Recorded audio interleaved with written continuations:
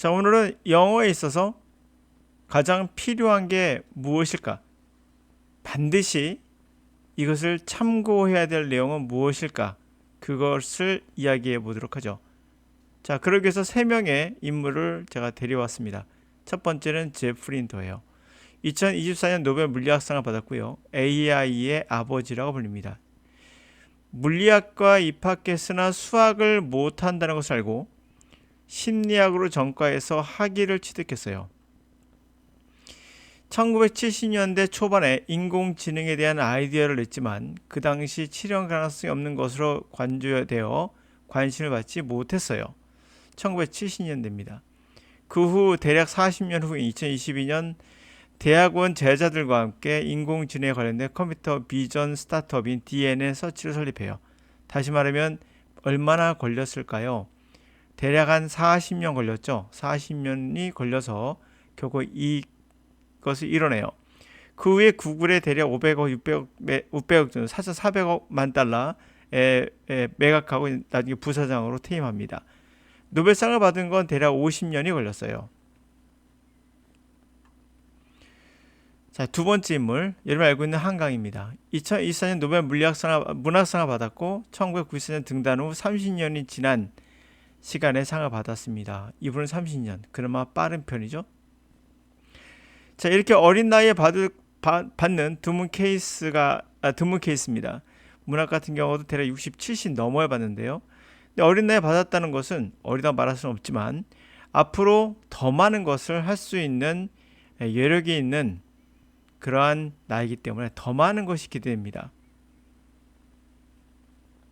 자, 홉킨스 이야기. 이분도 같이 노벨 물리학상을 받았고요. AI에 관련됐습니다. 첫 번째 논문인 신경망과 새로운 집단 계산 능력을 갖춘 물리적 시스템이라는 논문이 1982년에 나왔고요. 40년 후에 결실을 이뤘습니다. 자, 40년이죠. 얼추 봐도 세 사람 30년 이상은 꾸준히 활동했다는 걸 알 수가 있어요.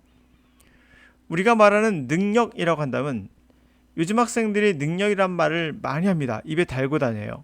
능력주의 사회라고 생각하나 봐요. 능력이라는 게 뭘까요? 시험 보는 능력? 글쎄요. 능력은 다양하고요. 방향도 다릅니다. 하지만 공통 분모를 찾아보면 능력이 하나의 삶에 대하는 태도가 보입니다. 다시 한번 읽어볼게요. 자, 능력이라는 것은 다양하다. 여기까지 아시겠죠? 다양한 방향성도 다르다. 누군 달리기 잘하고, 누구는 연설을 잘하고, 누군 뭐뭘 잘하고, 강의 잘하고, 기타 등도 있겠죠? 하지만 공통 분모를 찾아보면 능력에는 하나의 커다란 맥이 있어요. 그게 태도라는 거예요. 바로 끈기는 모든 능력의 모태예요. 어머니입니다. 이것이 없으면 어떤 탁월한 능력도 벽을 깨고 나올 수 없는 알에 불과합니다. 그러면 능력이 먼저일까요? 아니면 인내, 끈기가 먼저일까요? 당연히 엄마가 있어야겠죠. 끈기가 우선입니다. 자, 그럼 오래만 하면, 끈기만 가지면 다 되는 것인가? 그럴 리는 없겠죠. 아니답니다. 위의 세 명은 인내와 그리고 시간이 흘러 결과를 낼 수 있는 올바른 방향성을 정확히 잡고 갔어요. 만약에 AI가 잘못된 방향이었다면 그는 아무 성과를 이뤄낼 수 없었겠죠. 이 방향성이 정말 중요한 능력일 수도 있습니다. 시험 보는 능력이 아니라. 자, 영어에 관한 이야기를 조금 더 할 건데요. 우선 이 문장을 쭉 읽고 나서 그리고 나서 제가 영어에 관한 이야기로 들어가 보겠습니다. Life is one big rush. 인생이란 커다란 돌진이다. We want fast food to eat quickly, fast cars to get us there sooner, fast money to spend freely, and fast gadget to double the work in half the time. 우리는 빠르게 먹을 수 있는 패스트푸드를 원해요. 우리는 빠른 차를 원해요. 우리를 빨리 거기에 도달해 줄 수 있는, 그리고 빠르게 돈을 벌고 싶어 해요. 자유롭게 쓸 수 있는. 그리고 빠른, 유용한, 뭔가 빨리 해결할 수 있는 도구를 원해요. 그래서 더블 더 워크, 두 배나 그 시간에 절반도 됐는데 절반 안에 두 배나 할 수 있는 그런 게짓 도구를 원해요. And yes, 그래요. I know you want to get to the end of this writing as fast as possible. 나는 당신이 이 글의 끝에 가능한 빠르게 도달하고 싶어 한다는 거 알아요. We are driving our libraries at 90 miles per hour on a path meant for walking. 자, 우리는 우리의 삶을 시속 90마일로 달리고 있어요. 그것도 인도죠. 걷기 위해 만들어진 도로 위에서. You can accomplish a lot in the fast lane, but rarely you do enjoy yourself. And what happens when you hit that inevitable hairpin turn? 자, 당신은 많은 것을 이렇게 빠른 차선에서, 그러니까 출세가도로 많은 것을 얻을 수 있어요. 그러나 당신은 좀처럼 자신을 즐기지 못합니다.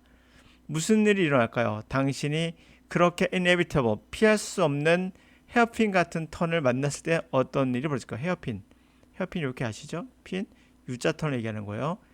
급하게 돌아가는 거죠. 헤어핀에 만났을 때 어떻게 될까요? We have frantically tried to slow down speed, suddenly to turn to the right, and stay calm while you are about to collide with an oncoming car, all the while screaming.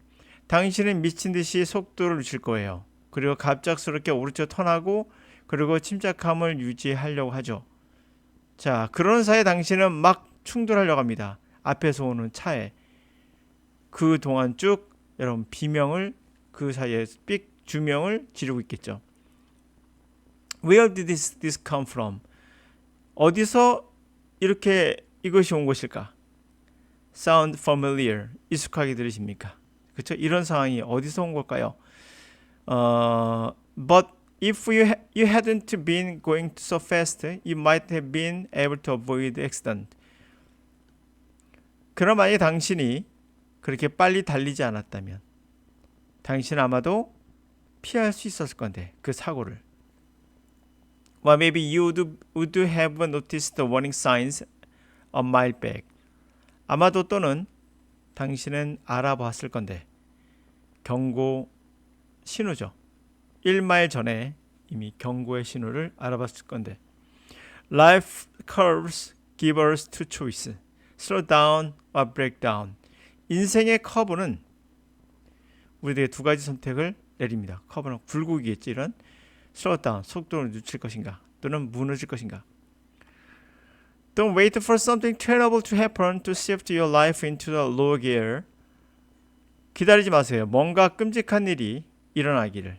그래서 당신의 삶을 shift, 변화를 시켜서 저단기로 바뀌게끔 그렇죠? 하지 마세요. If you've been forgotten how, just spend an hour or two with a child. 만약 당신이 그 방법을 잊었다면 저단기로 바뀌기 위해서 인생을 저단기로 바꾸는 끔찍한 일을 경험하지 않기 위해서 어떻게 될까? 어떻게 하는지 잊었어. 그러면 어떻게 한다? 1시간이나 2시간 정도 아이와 시간을 보내봐라. 이런 얘기예요. 그러니까 아이가 급하게 살지는 않죠. 아이는 항상 꾸준하게 뭔가 자기가 좋아하는 걸 찾아서 한다는 뭐 이런 얘기 같아요. 자, 그러면 정리해 볼게요. 자, 우리는 급한 마음에 정말 급하죠? 빠르게 영어를 배울 수 있는 방법으로 선택하는 게 뭔지 아세요? 단어장이에요. 거의 100%입니다. 대입 학생들은 5,500단어, 필수어이고 5,500단어 하니까. 그리고 공무원이나 아니면 편입이나 기타 등등을 준비하는 학생은 22,000단어라는 것을 암기를 하죠. 단어장을. 그럼 단어를 딱 22,000단어 내버려 쏙 집어넣으면 뭔가 빨리 끝날 것 같은 느낌. 이게 뭐죠? 빠르게 영어를 배울 수 있다고 착각하는 거예요. 그리고 문법은 한두 권 정도 끝내려고 합니다. 그쵸? 어차피 문법책은 어떤 책이 다 같기 때문에 한두 권만 보면 문법은 웬만한 건 다 할 수 있어요. 그럼 단어를 알고 문법을 알면 영어 끝이라고 생각하는 분들이 많죠. 이런 거 가지고 자, 이것만 끝내면 영어를 할 수 있다라고 착각합니다. 독해는 100권 이상 읽어도 잘 안 될 수 있습니다. 이런 사실을 여러분들은 몰라요. 접근 방식이 잘못되면 매일 사전 뒤지고 문장 분석하다 방향을 읽고 헤매다 겨우 문장 어느 정도 해석하는 수준에 도달해요. 할 수 있습니다. 그러나 이 도달한 자신을 뿌듯해하며 만족해야 할 수밖에 없어요. 이것마저 부정하면 스스로의 노력이 비참해 보일 거니까요. 중요한 건 아직 리스닝은 손도 못 댄 상황이라는 거예요. 방식이 잘못되면 그곳에서 헤매다가 끝날 수 있어요. 자, 위에 세 사람은 올바른 방향을 세팅해서 그것을 해서 꾸준히 걸어갔어요.